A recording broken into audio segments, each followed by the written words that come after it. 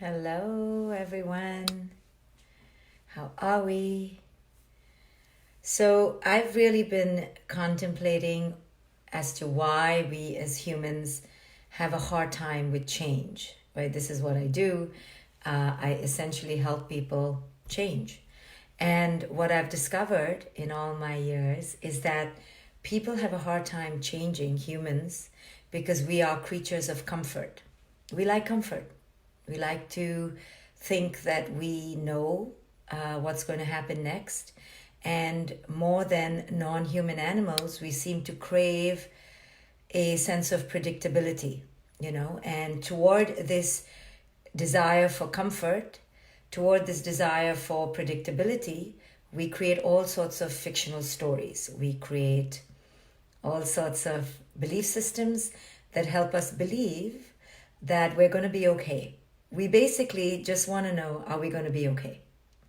And toward this great, sometimes infantile desire to ask Mom and Dad, are we going to be okay?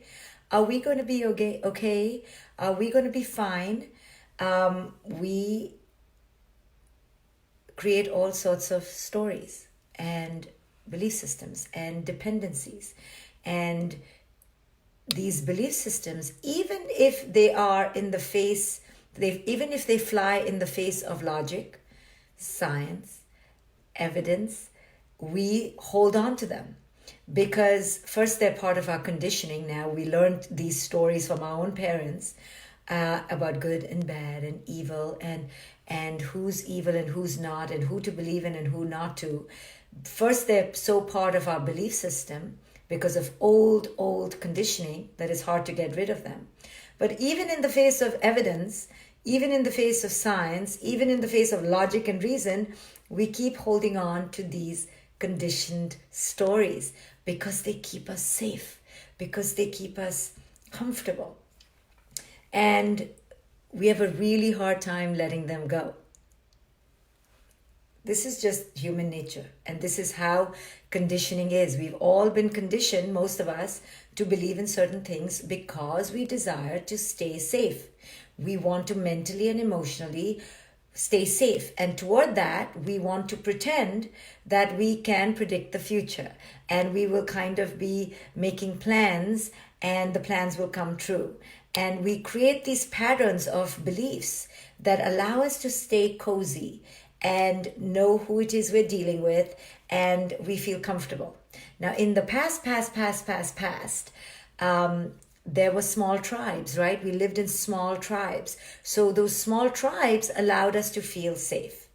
And we just lived in whatever, 15 square miles, and we roamed around with our little tribe, and we knew we were safe. And when we saw strangers, even though they lived literally across the bush, they were strangers because they weren't in our tribe, and we felt threatened, and the xenophobia created this panic, and we often just killed them or went to war with them. As humans stopped living in little tribes and we began living in these conglomerate, cosmopolitan, urban, huge cities, now what to do? Like, who do we trust? Do we trust this one or that one? So we began creating ideological tribes, right? Based on ideology. What do you believe in? What do I believe in? Racial tribes based on what our race was, our ethnicity, our color, right? So we have all sorts of ways to create protection and stay in our little bubble and just worship with who we worship with and associate with who looks like us. And then we feel very safe and comfortable. So all to say that humans are creatures of comfort. Now, part of being creatures of comfort, along with that, goes with another fact of humans, which is humans are also creatures of denial. Yeah, we are creatures of denial. Now, no, a lot of people will be like, I'm not a creature of denial. I'm a creature of fact. And I see things as they are. Well, that's probably true for you, but most of us are creatures of denial. We're creatures of denial in our micro lives, and we're creatures of denial in the big. Okay, so I'll show you how we're creatures of denial in the small. And I challenge anyone to tell me that they haven't been a creature of denial in their little microscopic life. Okay, for example, we will eat meat and potatoes and fried food, and then we'll be shocked that we fell ill. That's called being in denial, yes? Or we will get married to someone without even knowing who we are, and then when the marriage falls apart or the other person reveals themselves as whoever they are, we're in shock. That's called being in denial. Because when you get married to someone without even knowing who you are, then you're in shock that they reveal themselves and then we blame them. Denial. So ourselves as parents, right? We don't even know who we are, and then we're raising another person, and then things go awry, and then we're in shock. That's an indication of denial. Or we are screaming and yelling at our children all the time, and then when our children have a mouth on them, we're upset with them. Denial, right? Or we're alcoholics, and then our children are alcoholics, and we're like, huh? How are they alcoholics? Denial, right? So all of us, trust me, I've been doing therapy for only 25 years almost. All of us in our own lives are in denial. And you know how we know we're in denial? Is that we're in shock. Whenever we're in shock, it just goes to show you were in denial. Whenever we're like, what? My dad was this? My mom is this? Or my partner of 35 years is what? Cheating on me? Or has an anger problem, or has an alcohol problem, any kind of shock to the system means we were in denial, because it's almost like, hello, where have you been living, right? So as a therapist, I try to be compassionate, but you can already tell I'm quite brutal, but I try. But when people come and tell me something that they find out that they're in shock about, oh my goodness, my partner, has been seeing another woman for the last 20 years and I didn't even know. I have to hold myself back to say, hello, where have you been living, right?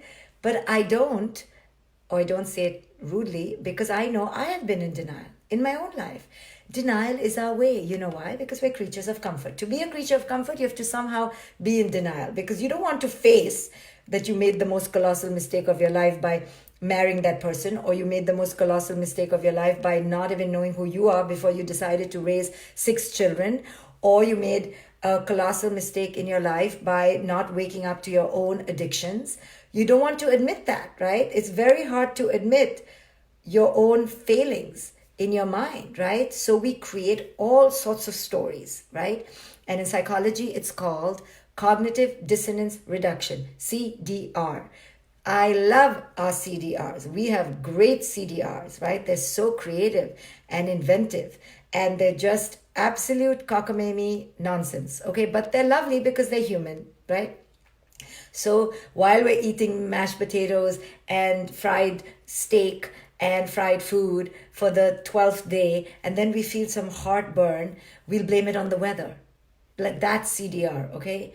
Or we are engaged in a negative conflict in our home with our partner or our children, and we'll blame it on their teacher, or we'll blame it on somebody else. CDR, cognitive dissonance reduction. We're always trying to reduce fact and reality from what we believe in, right? We're trying to reduce the incongruency between what is and what we want it to be, right? So, for example, I have many CDRs, but I don't want to say them here because then people will get offended and then I'll have to listen to all that. So if you really want to hear about CDRs, take my courses, because there I can unleash. But here on Facebook, I am trying to be polite with people's CDRs. But everyone has cognitive dissonance reduction, masterful ones, okay? But all really nonsense, but lovely ones, So blaming obesity on the weather, for example, or blaming obesity on, the current culture outside, and not taking responsibility, right? So we create stories because we don't want to face reality as it is. So how does this relate to the current moment we're in? The reason we're having a hard time with the current moment is because it's shaken up our comfort, our complacency. Yes, we have a hard time with the current moment is because it's messed up our ability to predict the future. Here we thought that we could predict the future, so we thought we were the top of the food chain, for example. If you read many religious books, they talk about the human being created as the epitome of all animals, right? Well, then we really thought we were better than the virus. We are not bacteria. We're better than bacteria. And now this virus has shown us that we are really fallible and we're just like all the other animals. And we don't like that. We don't like that because it's messing with our story. Our story is that we're superior. Our story is that we're amazing and we know the future and we can control things because we're human. The human mind is amazing. And this virus, this unknown, formless little thing that can be spread by drops, has shown us what we've never wanted to see about life. And it's messing up with our sense of comfort, right? So we want to be in denial. We're like, no. Once the cure is found, we can go back to our old ways, which is thinking that we're amazing, thinking that we're superior, and go back to the way that we were. So now we need to understand what we've always been in denial about. What we've always been in denial about, which is a terribly uncomfortable truth, which is we are animals. We are no greater than animals. And if only we understood that we were animals, we would actually live in consort with animals. We would live in connection with animals. And if we lived in connection with animals, we would live in an interdependent, interconnective state, which was more globally cohesive. If we understood that we were animals, we would understand we're fragile. If we understood we're fragile, we would not mess with the ecosystem the way we have. We would live in true partnership with each other, with other animals, and live in humility. We would not endanger one group for the benefit of the other. We would see that we need each other in different ways. We would be more interdependent. We have been in denial to the fact that we can never ever know the next moment, not even the future, not even the next moment. We have been thinking in our delusion of superiority that we can know the next moment. Now this virus has got us to our knees to show us what every mystical teacher knows. You only live in this moment. Doesn't mean you live haphazardly or irresponsibly. No, on the contrary, you live fully awake, compassionate, loving in this moment, because the next moment is an unknown. And because the next moment is unknown, the only way to live, quote unquote, in the future is to live in this moment aligned. We have been in denial to the fact that life is impermanent, that life is so fragile. We've been thinking that we were all that. No, we are so fragile, so impermanent, so mortal, and we've been in denial of this. We have been in denial to the fact that our life is not anyone's responsibility. That, yeah, even the leadership of the United States of America can bungle it all up. Even the United States of America cannot have supplies, cannot have equipment. We thought we were living in the wealthiest nation of the world where it was overflowing and abundant. Guess what? Nope. We were in denial of that.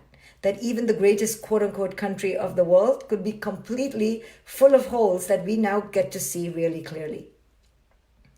We thought that if we had enough money in the bank, if we were good people, if we were healthy, guess what? We won't die like this. This virus has shown us that there's democracy in death. Death doesn't care how good you were. Death doesn't care how white you are. Death doesn't care how pretty you are. And death doesn't care how rich you are. And we were in denial of this somehow. Because if we weren't in denial of it, why the hell were we driving ourselves crazy to be so pretty or to be so rich or to be like the white person? Why were we doing all that? On some weird level, we thought maybe it would protect us against death. Because when you realize that nothing protects you against death, then you realize, let me stop this nonsense obsession with my form. Let me stop hoarding for the future. Let me stop trying to make myself fight my aging. Let me stop clinging to my youth. Let me stop clinging to my outer persona. And let me start knowing how to live within so I can truly live in peace and fully alive to this present moment. We have been in denial that the way we've been living has been all wrong. All wrong, sorry. Why all wrong? Because it's been predicated on wrong crap, on ego. So when this virus thing happened, the education system, because it is in fear and because it is coming from scarcity and lack, it began to go full force into distance learning, right? Guess what? We're all stressed out because of it now, because we're going to be, can you imagine the curriculum is such that we're going to be graded this semester? Like this whole crisis time, they're going to grade our children. You know what that does to our children and what does to the parents who are trying to deal with these children, who are trying to adapt to this distance learning, which is really not ideal, right? For many kids. Many kids don't even have enough iPads or good Wi-Fi, or they may have 10 crying siblings and cousins at home. Many of them have parents who are stressed out and furloughed and being laid off. Many have parents or themselves or family members who have the virus and are sick, and now they're worried. But the education system, no offense, and I've already said thank you to the teachers, yes, in another video. This is about ideological adaptation and how hard it is for us to adapt to the present moment, because we like to live in comfort, meaning clinging to the old. So now the education system, because it's in fear, understand, PTSD of its own, is now going to high gear into this learning. And everyone is telling us that the reason that they're doing it is because they don't want the children to miss a beat, and they'll fall behind the curve and they won't catch up with the curriculum. And I'm saying to you is, what curriculum? What is curriculum if not life? What is the utopic falling behind line? When do we fall behind? And who said that that line meant we were ahead? Who said any of this? We're seeing through this virus that there is nothing for certain.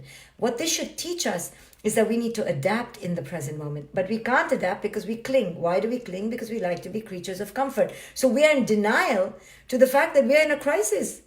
And the only reason we are denying is because we don't want to adapt. If we could understand that we are in a new moment in time, quote unquote, a crisis. Crisis means a turning point. Then if we are in a turning point and we can see reality as it is, then we understand we need to drop everything we clung to in the past. And now we're in a new moment. So therefore, the education system, the religious institutions, everybody needs to adapt right now and realize how we need to serve the present moment. So in my life, for example, I made many videos in the past with different messages, right? Now, my team wants to use those videos. And I say to them, we can't use those videos. They're not on point. They're not in tune. They're tone deaf to the present moment. So sorry, we can't use any of those videos, and I have to make new videos from my phone in my house. All those fancy studio videos that I made, can't use them now. I don't care, because I'm adapting to the present moment. I am tuning in, and tuning in means you cannot be tone deaf. You have to match reality as it is. You cannot say, well, I made those videos, I look so nice, I had professional makeup, studio. No. What is the present moment? Adapting to the present moment. This is what it means to adapt. And this is what it means to not be in denial. But in order for this to happen, we need to stop being creatures of comfort and stop clinging to what you wanted. Like a child, but that's what I want. But I like that. I like that lollipop. And the parent tells the kid, well, that lollipop is not available anymore. It's out of stock. No, but I like that lollipop. Okay, that lollipop is not available anymore. No, but I like that lollipop. Okay, that lollipop is not available anymore. In the same way, that past cannot be functional anymore. And we don't want to accept that. See, we don't want to look in the mirror and go, what in our past was not working? It wasn't working. And we need to adapt. And so for the education system, we needed to adapt. We needed to make the learning be conducive to this moment, but we couldn't do it. You see, we were clinging to the curriculum. So my kid is still learning about calculus and physics of yesterday, instead of using this moment to understand the physics of this moment, to understand the mathematics of this moment, to go and learn about financial fear and the crisis affecting the stock market and make it alive for this moment in time.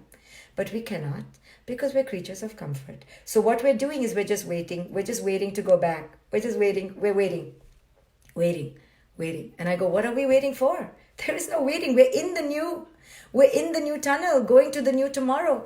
Let's recalibrate. Let's reformulate. Let's re-envision a whole new world. But we won't, because we are in denial that this is an opportunity for a new world. being creatures of comfort will make us go backward. And this is why in our micro lives, most of us don't change. We don't change our diet. We don't change our health. We don't change our relationships. We don't change because change is so scary to us because we are creatures of comfort. So in order to stay creatures of comfort, we stay in denial. No, I'm happy. I'm happy. You can be 400 pounds and you're like, no, I'm okay. I don't need to change. Or you can be miserable every day and you're like, it's not me. It's the weather. It's the governor. It's the husband. It's the child. No, it's us. Us who needs to initiate change.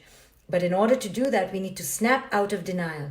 And to snap out of denial means to take off the mask, take off the veil, right? They're called veils of illusion that have been obscuring our true self-accountability. And self-accountability is very difficult. It's very difficult. You're seeing it all around. No one wants to be accountable. We don't want to be accountable. We don't want to wake up and say, what does this reality demand of me? Rather, we'd say, but I thought it should be that way. And I wanted it to be that way. And I thought it would be that way. Well, it isn't that way anymore. Now times have changed. Let's adapt. What do the new times demand from us? What does this moment demand from us? Psychologically, emotionally, relationally, religiously? Does that even work? Does your religion work right now? If it doesn't, maybe you need to adapt something else. Does your spirituality work right now? Does your relationship work right now? It's okay. You thought it would work forever. Well, times have changed. It's a new reality. And the ability to live moment to moment to moment to moment to moment to moment is our only way forward. But it is the way that we have resisted till now. Because to live moment to moment to moment to moment requires a whole different skill set that we didn't learn in childhood. It's what every mystic and wisdom teacher teaches. Every teacher of meditation teaches the only way to live is moment by moment by moment. But it doesn't mean reckless abandon. Oh, let me go and eat 15 cookies because I want to just live in the moment. No, that's living in ego. That's living in lack. That's living in scarcity. To live in the moment is to live fully awake and present moment by moment. To live like this is very uncomfortable for many people because it takes a whole different skill set that you've never learned. So rather than live in the moment, we live in the delusion that we don't need to live in the moment. And because we're creatures of comfort, we'd rather zone out watching TV, rather zone out drinking alcohol, rather zone out pretending we're happy when we're not, because to live awake means to live in your worth. And most of us grew up unworthy. And because we grew up unworthy, we keep hanging around and keep sabotaging ourselves by living unhealthy, unworthily. And on a global scale, we have been living unhealthily and unworthily. On a global scale, we've been living in lack, in scarcity, not in beauty, not in awe, not in love, not in compassion. And we're seeing this. For the first time now, we have come together because we were forced to, as one. But are we really one?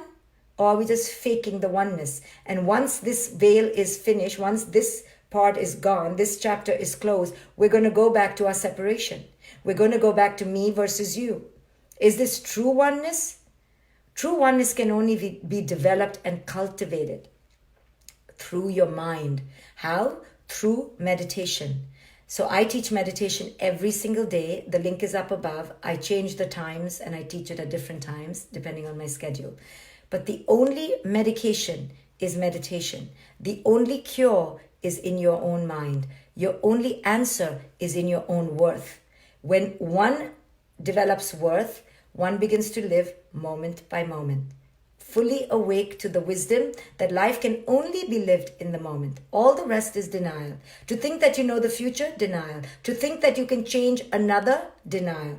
To think that your worth belongs to another, denial. To think that your life will continue forever, denial. When you begin to understand who it is you are, which is just energy at the end of the day, energy just like any other animal, then you stop living in denial. Then you're ready to die when you die. But till you're living, you're ready to live. right? So you're not in denial that my life will start being lived when I'm rich. My life will start being lived when I get married. My life will start being lived when I have a child. My life will start being lived when I am prettier, when I lose that weight. No, that's denial. Life can only be lived right now. But to live right now means you become self-accountable for your own life. No more waiting. So same with this virus. Don't wait for a cure. Don't wait for something on the outside. What if that never happens? The answer is here right now, in your capacity to live in your moment right now. What this means is you need to go inward, and the answer was always inward. We were always going to die this way or that way. So same here. We could die with the virus this way or that way. But till we are living, we have to live in awareness, in awakeness, not in denial. We're alive now. That's being awake. To think that we could die tomorrow, that's being in denial. To be awake means to understand we're living now. What does that mean? Live now. Oh, but I'm scared the virus will get me. Okay, so that's in denial, because what's now? Now is your living. That's it. Anything else but the now is to live in denial, to live in some fantasy. Is the virus in your life right now? No. Is it with your brother maybe, or your family member? Maybe. But that's life. It's okay. Some will die, some will live. This is the truth of it. Yes, and you may die and I may die. Tomorrow you'll be like, where's Dr. Shefali? Oops, she's going to die. Okay, I'm aware. I'm not in denial. Yes, I know this is brutal and I know this is hard. Yes, we could all die. Let's get out of denial. But same with that truth is we're living now. So if you're living now, live now. Right? And what does that mean? It means being present to whatever is showing up now. So forget about the future, forget about the past. Enter this moment and live truly in this moment. No expectation, no fantasy, no denial. Don't create a story that you'll be rescued because you're pretty, or maybe nothing will happen to you because you're such a good person. That is to live in denial. To live in truth is like, yeah, there is a virus. I will take precautions, but while I'm living, I will live. Being completely awake to what is. You cannot be a creature of comfort anymore because that was in the past. And you thought you knew the future. Now you're awake to the present moment where you can't live in denial anymore. It's here right now. So how can we adapt to the isness of this moment? How can we adapt to here and now? So if your child is falling apart, don't make them do curriculum like a crazy person. Understand my child is falling apart because my child is in this reality and needs help right now. And all of us need to adapt to this moment. Some of us will have a harder time. Some of us will have a less harder time. But let's have a hard time or not hard time in this reality. Let's not have a hard time because we don't know the future. We never knew the future. Let's have a hard time because this is a hard moment. Yes, I'm not taking away the hardship, but most of why we're having a hard time is not because we got the virus. We're having a hard time because of our fear of getting the virus. We're having a hard time because we can't let go of our comfort of the past. We're having a hard time because we can't let go of the comfort of the future. That's why most of us are having a hard time, not because we actually got the virus, because of our fear of the virus, which is in the tomorrow, in the future. Do you have the virus now? No. Keep living. Keep living. Keep living. Our denial is a real problem for us. In a way, it keeps us more in fear. I'm afraid my husband will cheat. Okay, is he cheating now? No. So that's a way of being in denial of the present moment. What's happening now? And that is the only answer. The only truth is what is happening now. So that's it. And the more we enter the present, the more awake we are. And the more we release attachment to the past or the future. This is what this virus is here to show us if we're willing to learn. How to stop being creatures of comfort and denial. So anytime your mind goes to the future, it's in denial of the present. Anytime you wanted what was in the past, now it's in denial of the present. There is no more past. There is no more future. There is only the present. So many people in difficult relationships don't leave difficult relationships. You know why? Because they're in denial. What do I mean? Is that they're clinging to what they thought it would be. Okay, you thought it would be when you were 21. Now you're 55. You're in this moment. But I'm scared of what will be, what my friends will say, what culture will say, so I can't leave. Okay, that's in the future. You're in denial. What's now? What's now is, I'm really unhappy. Okay, let's make a change. Now. You see? This is how we stay in denial, because we're so afraid of what was, like of what was and didn't happen. So we're clinging to the past. I thought I'd be happy. Okay, are you happy? No. That's being in denial to the present. You thought you would be happy, but that was in the past. Okay, then I'm scared of what will be. I'm scared I won't have money in the future. I'm scared I'll die in the future. I'm scared that my mother will be angry in the future. Okay, that's denial. Is it now? Is it now? Is it now? So in all sorts of ways I'm showing you, I'm trying to relate it, that we live in denial. So today I want you to ask, anytime your mind goes into fear, ask yourself, why am I living in denial? Meaning, where did I go? I went to the future, denial. Went to the past, denial. How can I live in the present? That is the only place where life is lived, in the present moment. So if you want to learn more about how to live in the present, the link is up above. Come to my page. I change the time every day, but I teach meditation there every single day. The link is up above. I'll be back on my Facebook page, this one, tomorrow at some point. For now, let's live in the moment. Only in the present. It's the only way to live. Right here, right now.